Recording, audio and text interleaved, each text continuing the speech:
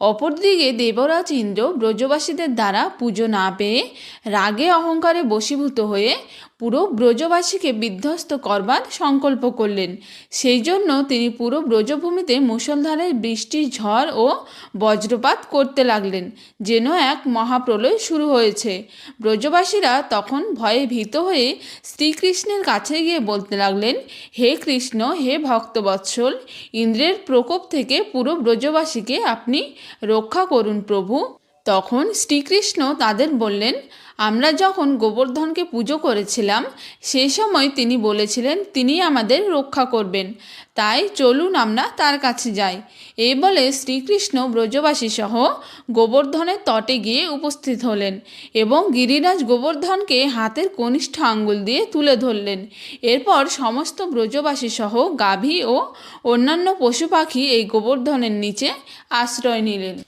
এইভাবে 7 রাত 7 দিন গোবর্ধনকে কনিষ্ঠ আঙ্গুলে ধারণ করার পরও ইন্দ্র যখন বৃষ্টি বর্ষণ বন্ধ করছেন না, তখন শ্রীকৃষ্ণ বাধ্য হয়ে শেষনাগ ও সুদর্শন চক্রকে আহ্বান করলেন। সুদর্শন চক্র গিরিরাজের উপরে উঠে বাড়ি শোষণ করতে লাগলেন, আর শেষনাগ পর্বতের পাদদেশ বেষ্টন করে বন্যার জল আটকাতে থাকলেন। এসব দেখে ইন্দ্র রাগবশত বজ্র নিক্ষেপ করলে শ্রীকৃষ্ণের প্রভাবে বজ্রসহ ইন্দ্রের পুরো হাত অসাড় হয়ে যায়।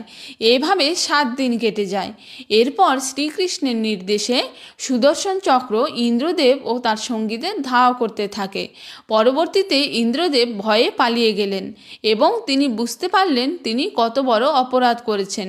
তিনি যাকে সাধারণ গোপবালক ভেবেছিলেন, তিনি আসলে তারই আরাধ্য স্বয়ং ভগবান। এরপর ইন্দ্রদেব দেবগুরু বৃহস্পতির কাছে গিয়ে ক্ষমা প্রার্থনা করলে তিনি জানান, আমি কিছু করতে পারবো না, তুমি বরং ব্রহ্মাজির কাছে গিয়ে ক্ষমা প্রার্থনা করো।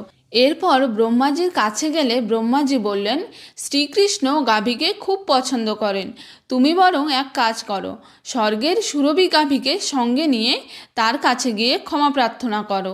এরপর ইন্দ্রদেব ব্রহ্মাজির কথা মতো সুরভি গাভীকে সঙ্গে নিয়ে গোবর্ধনের তটে গিয়ে ভগবান কৃষ্ণের কাছে ক্ষমা চাইলেন। এরপর ভগবান কৃষ্ণ ইন্দ্রদেবকে ক্ষমা করেছিলেন।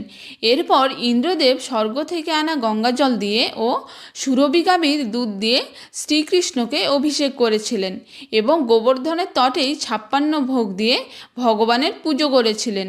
মনে করা হয় এই সময় থেকে 56 ভোগের প্রচলন শুরু হয়। এটি হলো গিরিরাজ গোবর্ধনের জন্মকথা ও লীলা কথা।